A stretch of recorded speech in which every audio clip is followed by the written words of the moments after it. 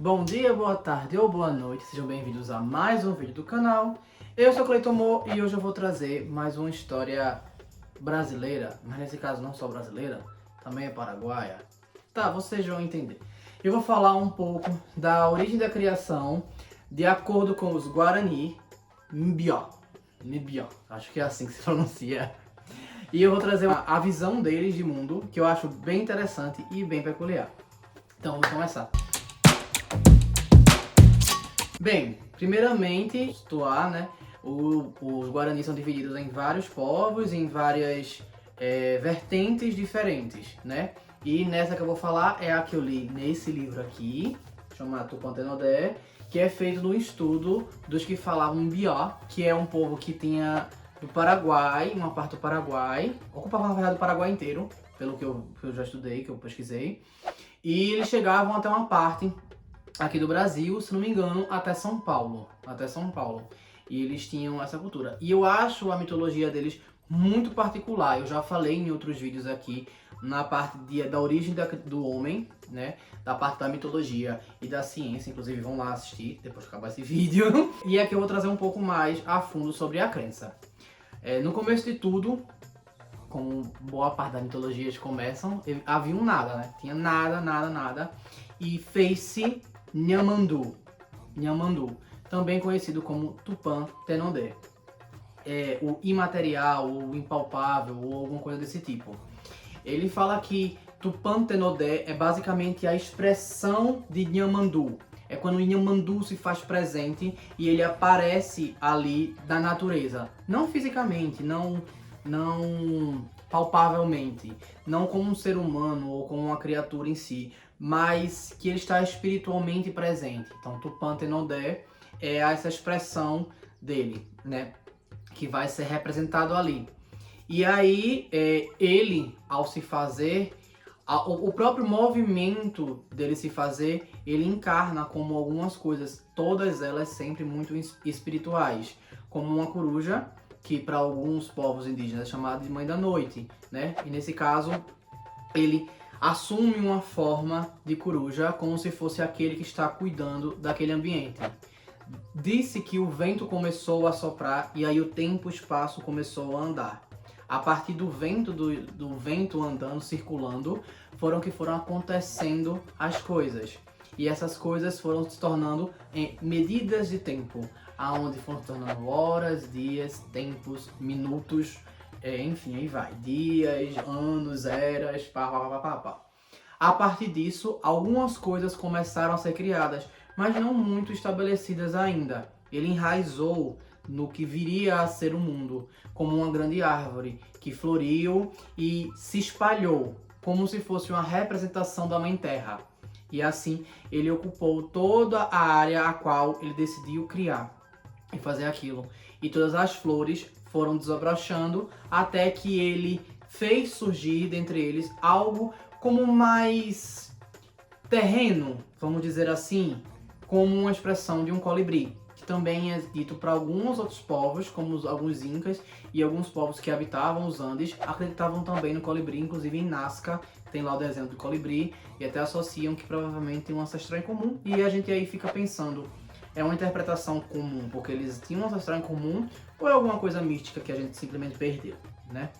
Mas vão ficar. E aí ele assumiu basicamente as três grandes formas dele, como podemos dizer que corpo, como uma árvore frondosa que ocupa e cuida de tudo, a mente como a coruja que cuida de tudo ali, observa tudo, controla aquilo tudo, e o beija-flor que vagueia por aí, o colibri que vagueia por ali como se fosse sua alma enriquecendo os lugares. A gente mais uma vez tem uma tríade, né? Assim como mitologia celta, como o cristianismo e como muitas outras falam. Mais uma vez esse número é citado, nesse caso muito antes da chegada do homem branco, o que faz a gente perguntar, será que é só coincidência mesmo? A partir daí, Tupã-Tenodé começou a se indagar sobre as existências, sobre as coisas, e ele começou a fazer a criação, uma criação efetiva, não mais tão material ou só espiritual, mas efetiva mesmo, criar seres, enfim, designados, vamos dizer assim. E aí ele saiu criando algumas coisas. Disse que uma das primeiras coisas que ele criou foi o amor.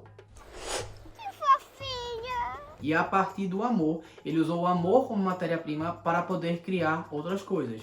E aí iniciou os seres trovão, né? Que são ditos como 5 seres trovão, que começam a ajudar e são chamados de co-criadores. Eles vão ajudar Tupã-Tenodé a criar coisas. Eu li em outro conto também que esses seres são filhos de, sei lá, é o nome da lua, Iraci, né? Iraci, o nome da lua acho que é Iraci. E são filhos dela com outra divindade, mas nesse conto que eu li nesse livro que eu tô falando agora, foi próprio Tupã-Tenodé, Nhamandu, o nosso grande pai, que criou, como é traduzido literalmente, né? Que criou eles, né? Que criou eles para poder ajudar na criação. Os nomes aí, só para relembrar aqui, né? Eu vou ter que dar uma lidinha aqui. Jacaira Ruetê, Caraí Ruetê, Tupã Ruetê, Nhamandu Ruetê e Nhandeci Ruetê. Também tiveram filhos e tal. Basicamente, esse que tinha Tupã Ruetê, que é o pai de Tupã, que deu origem a Tupã, que é tão citado, e que ele que, vamos dizer assim, que está mais em contato com os seres humanos. E não só a matéria-prima do amor, mas houveram sons. Eles são seres trovões porque eles foram criados a partir do som do trovão. Como eu falei em outro vídeo, os guaranis acreditam que a matéria-prima do cosmos, dos universos, dos planetas, de tudo que existe, seja da sua infinitude ou a sua simplicidade, é feita numa matéria-prima que é um som. E existem 7 tipos de som. O som utilizado para poder fazer esses seres foi o trovão, por isso eles são chamados de seres trovões. E o som usado para fazer o ser humano é o som do pé, é por isso que é tupi, porque em Guarani significa som do pé. Então, as pessoas são chamadas de tupi por causa disso. E dali, ele saiu criando outras coisas, como eu falei, houveram outros animais primordiais que são citados na lenda como cigarras vermelhas, como corujas, como tatus, entre outras coisas, sapos, mas falam que eles nunca vão retornar à sua glória primordial. O que a gente vê hoje não chega nem perto ao que eles eram um dia. Me faz lembrar um pouco a interpretação que se tem de algumas criaturas espirituais do xamanismo, que também é americano e que a gente costuma desenhar como algo muito suntuoso, tatuado, enfim, outras coisas. Então acho que me associa muito isso. E também fala da criação de um paraíso celeste, ao qual foi usado uma palmeira para poder servir de centro, para ser baseado, 4 localidades, né, que basicamente norte, sul, leste e oeste, e usaram 7 pilares para poder erguer tudo. Aonde uma cobra desceu dos céus, que a gente pode considerar aí como uma grande cobra, por exemplo, e que ajudou a erguer, a ser a espinha dorsal daquilo ali e formar aquilo ali de alguma forma, como outros animais também ajudaram de certas formas, e cada um deles foi dando uma localidade para uma divindade específica, né? Tem mais detalhes, tem muitos mais detalhes dessa história, e eu acho muito espiritual essa história, eu acho muito linda, eu acho assim, maravilhosa. Eu já li também em outro conto que Yandarequei é filho de Tupã-Tenodé e ele está segurando o mundo nas suas mãos. Ele tem umas coisas de madeira, como se fossem dois, eu não lembro se são 2 palitos, acho que são como se fossem 2 palitos. Ele está segurando o mundo. E aí no dia que Yandarequei decidir que de fato aquilo vai acabar, que aquilo vai terminar, ele simplesmente vai desfazer e tudo vai rebutar, vamos dizer assim. Eu já li em outro canto isso também. Como eu falei, também tem outras interpretações, porque é um povo antigo e tiveram outras variantes que saíram deles, né? Então, essa é só uma das grandes interpretações que eu já acho belíssima. Até fiz um desenho nisso, que eu acho assim bem filosófica, realmente. E também tem uma profecia. Eles falam que quando... Tá nesse livro aqui, não vou ler exatamente como é que é, mas eles falam que quando Tupã poderá habitar novamente o coração das pessoas e conquistar os estrangeiros, ou seja, as pessoas que vieram de outras terras para cá, né?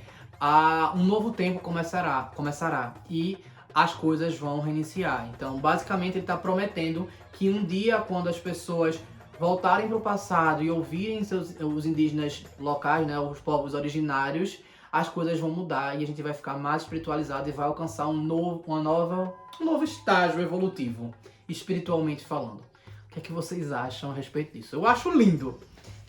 Bem, eu espero que tenham gostado, então curtam, comentem, compartilhem, se inscrevam no canal e se não sabem o que comentar, vamos de trovão, É isso, valeu!